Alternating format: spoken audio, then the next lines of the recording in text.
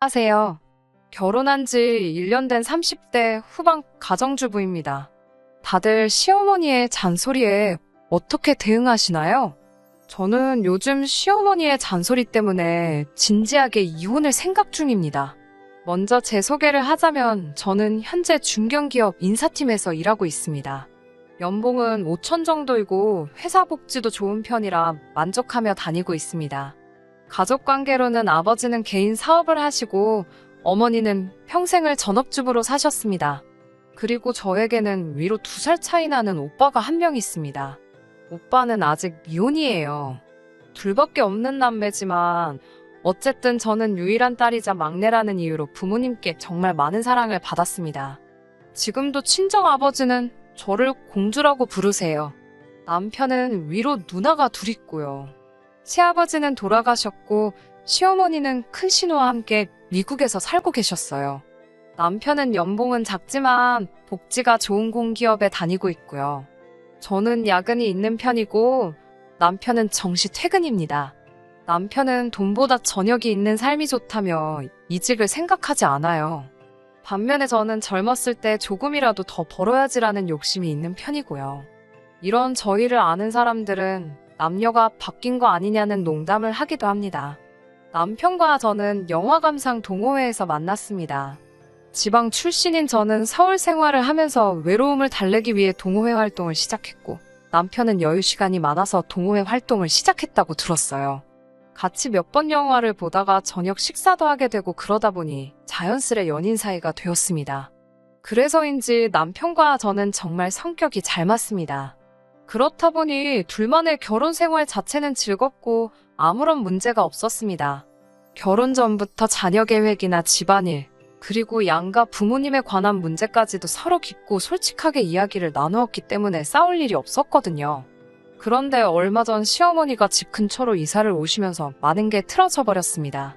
미국에 사는 큰 신우와 살던 시어머니가 왜 저희가 결혼하기가 무섭게 한국으로 오신 건지는 확실히는 알지 못합니다. 다만 저희와 함께 살고 싶어 하셨다는 건 큰 신우에게 어렴풋이 들어서 알고는 있었습니다.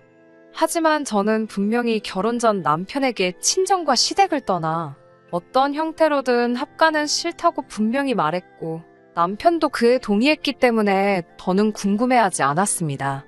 이 부분에 있어서는 시어머니와 큰 신우가 굉장히 서운해했다는 것도 알고 있어요. 아무튼 결국 시어머니는 고집대로 한국으로 들어오시더니 보란듯이 저희 집에서 10분도 안 되는 거리에다가 집을 구하셨습니다. 상황이 그렇게 되다 보니 이건 합가나 마찬가지더라고요. 일단 시도 때도 없이 집에 오십니다. 저희 부부 둘 다 맞벌이다 보니 아침에 제대로 된 식사를 챙겨 먹기란 거의 불가능이에요.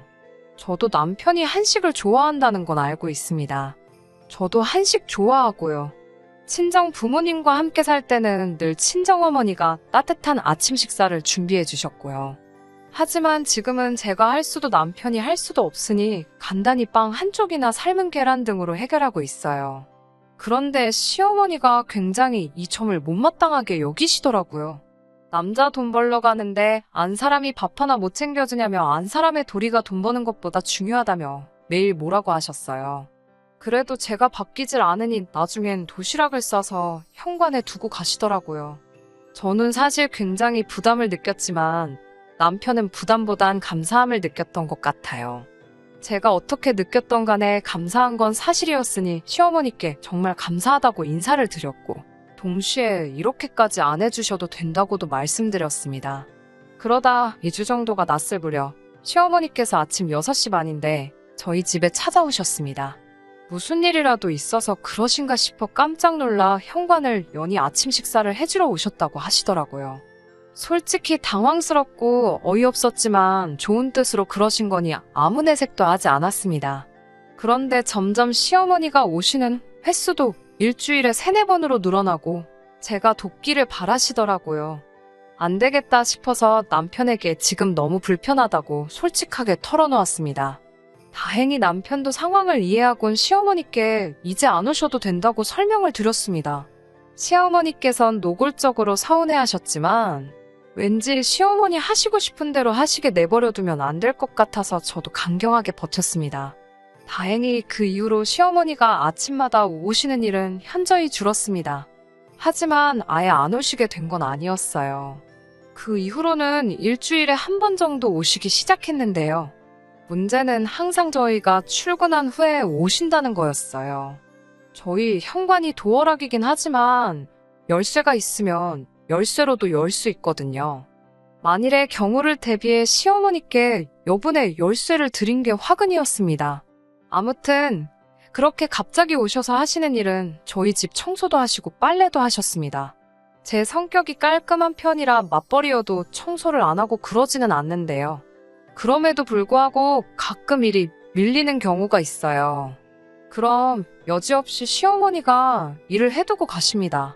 이게 들었을 때는 되게 좋은 시어머니 같지만 며느리 입장에서는 굉장히 곤혹스럽습니다. 왜냐하면 번번이 잔소리를 하시니깐요. 이것도 옷이라고 산 거니? 이건 못 보던 건데 언제 사놓으시니? 이런 질문은 예사입니다. 우리 아들 속옷이 낡았더라. 너는 내 것만 사냐? 네 남편도 새 속옷 입을 줄 안다. 뭐 이런 이야기도 하시고요. 심지어 가끔 제 옷을 빌려달라며 그냥 가지고 가시기도 하십니다. 시어머니는 나처럼 돈도 안 받고 며느리 일 대신 해주는 시어머니가 어딨냐며 생색을 내셨지만 저는 너무 불편해서 차라리 사람을 불러서 치우면 치웠지 않으셨으면 좋겠더라고요. 그리고 제가 따로 늘 용돈도 드렸는데 시어머니는 그건 늘 내 아들이 벌어서 주는 돈이라며 저랑은 상관없다는 듯 말씀하시더군요. 여기까지도 그래도 그럭저럭 참고 살았습니다. 그런데 요즘 시어머니가 저희 2세 문제에 자꾸 간섭을 하려고 드시니 너무 스트레스를 받습니다. 남편에 비해 저는 요즘 정말 바빴습니다. 제가 일 욕심도 있고 동시에 신혼생활도 좀 더 즐기고 싶어서 2세 계획은 2, 3년 뒤로 미루고 있었습니다. 그런데 얼마 전 시어머니께서 충격적인 말씀을 하시더라고요. 얼마 전 시어머니의 생신이어서 둘째 신우 가족과 시어머니 그리고 저희 부부 다 같이 외식을 했습니다. 식사를 하는 동안에는 별다른 일 없이 화기애애했는데 갑자기 시어머니가 손주 이야기를 꺼내셨어요. 전과는 달리 이번엔 제 사주까지 들먹이시더군요. 어디 용하다는 곳에 가서 제 사주를 보셨는데 제 사주에는 자식이 없는 팔자라고 하더래요.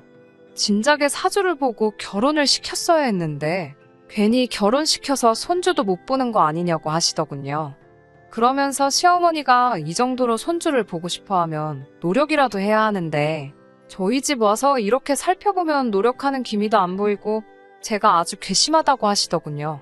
신우뿐만 아니라 신우의 남편인 아주버님까지 있는데 그런 이야기를 아무렇지 않게 하시니 얼굴도 화끈거리고 남사스럽더라고요.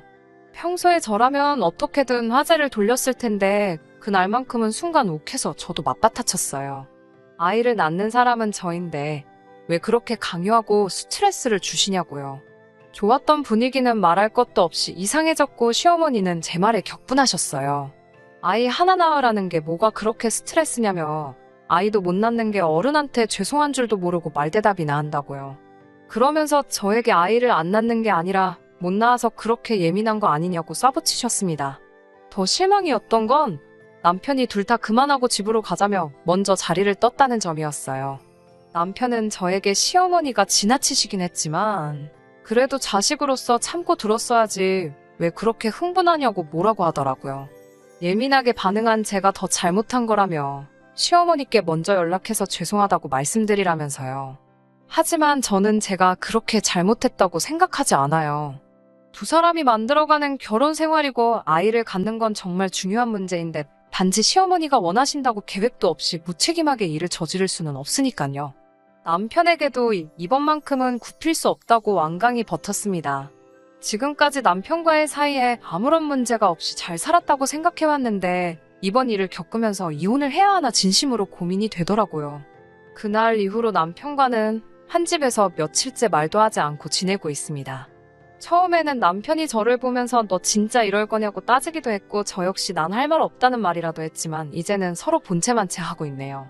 문제는 시어머니는 계속 저희 집에 발걸음을 하고 계셨고 당연히 저희 부부의 상황을 눈치채셨습니다.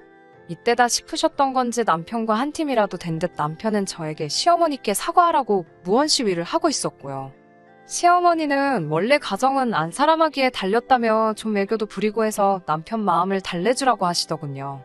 그러면서 애가 없으니 이렇게 다투면 사이도 금방 안 풀린다면서요. 지난 밤도 같은 상황이었어요. 퇴근 후 집에 오니 남편은 거실에서 TV를 보고 있고 시어머니는 부엌에 계셨습니다. 오늘도 마음 편히 쉬기는 글렀구나 싶었네요.